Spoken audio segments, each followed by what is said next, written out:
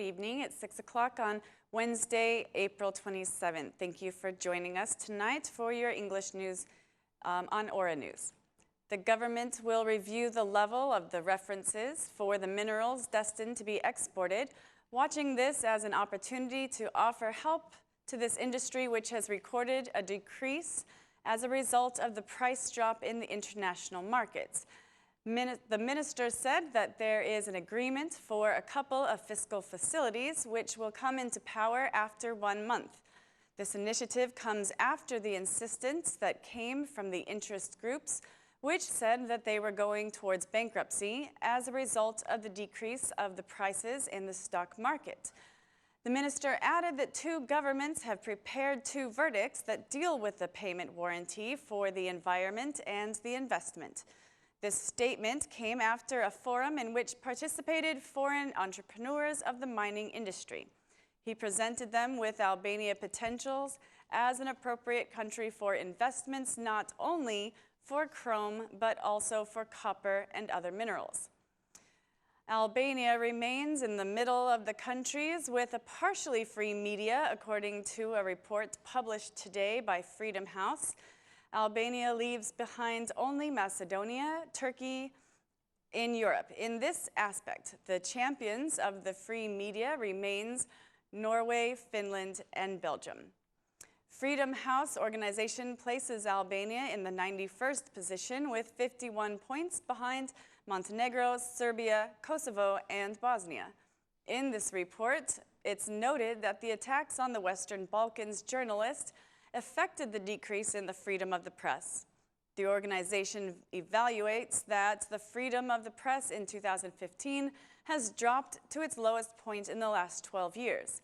Meanwhile, the intervention of the political forces, organized crime, and terrorist organizations has been growing ever since. According to the Freedom House, only 14% of the world's population lives in a country with a free media. In Europe, the country with the best record is Norway, which is followed by Belgium, Finland, the Netherlands, and Sweden.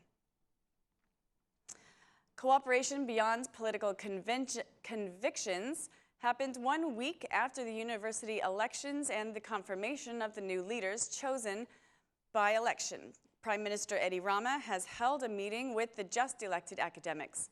The head of the government praised the determination of the academics Koni and Kule, who did not give up the race even though they were threatened by criminal pressure during the campaign. Rama and the education minister, Lindita Nicola, guaranteed the rectors that they will have the backing of the government in the common challenges in implementing the reform of higher education beyond the political convictions. Once again, the government confirmed that the campaigns in the educational institutions have been very positive and out of the political interventions. The Prime Minister made these statements even before the processes of the elections. The opening of the negotiations with the EU and the progress made from Albania in this direction have been some of the key points that were discussed in the meeting between Foreign Minister Ditmir Bushati and his Austrian companion Sebastian Kurz. Minister Bushati told Kurz about the progress made by the Albanian government in implementing the 5 key priorities, and especially the judicial reform. We are implementing the common plan of action between 2 countries, which contains a series of commitments and concrete activities in support of the advancement of the country on the path of integration. Our target is the opening of the negotiations for the EU membership. This plan extends to areas such as European integration, economy, development, programs, public administration, education, science, and civil society, said Minister Bushati. The meeting between Minister Bushati and the Austrian Foreign Minister Kurz was held during a conference that was organized on bilateral settlement of disputes between the countries of the Western Balkans. The conference was held in the framework of Berlin and preparation of the next summit to be held in Paris in July of 2016. Pope Francis has signed the decree of beatification for 38 martyrs of the Catholic religion. 2,500 pages were handed over by the Albanian Church and have been studied by the theologians of the Holy See and the Council of Cardinals, who at the end have made a proposal to the Pope. In his communication of this great news, the head of the bishops' conference, Angelo Massafra, told the attendees that this sign came in the feast of Our Lady of Good Counsel. On the other side, Prime Minister Edi Rama called the beatification of 38 martyrs of the Albanian Catholic Church a national pride coupled with deep respect for Pope Francis. Now everyone is waiting for the formalization of the date in which the beatification will take place. Catholic martyrs were persecuted by the communist regime, which did not spare the act of taking life. Between 1945 and 1974, the 38 martyrs were executed, leaving behind a legacy. Pope Francis made 2 gifts to Albanians this year. The first was the sanctification of Mother Teresa, and the second one is the beatification of the martyrs.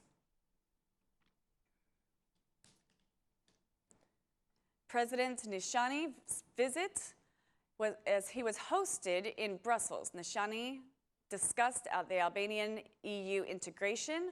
The President of Republic of Albania, Bujar Nishani, was hosted today by the European Council President Donald Tusk in an official visit.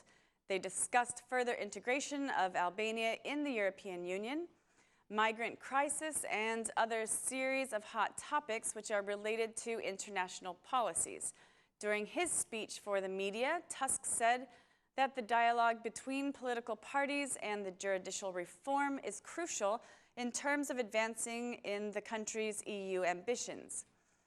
In this crucial moment when Albania is undertaking an ambitious reform in the judicial field, it made it clear to the President and the Prime Minister that last November the dialogue between political parties is crucial in fulfilling the country's integration ambitions, said the European Council President.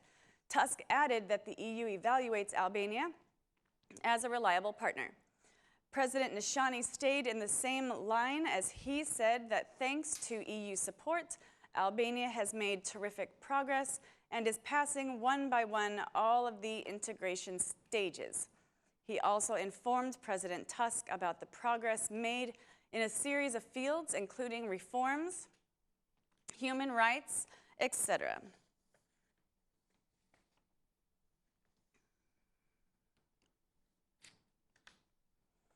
That's all for our English edition on Aura News tonight. Thank you for joining us, and please come back Monday through Saturday at 6 p.m. My name is Mari, and on behalf of Aura News, thank you and good night.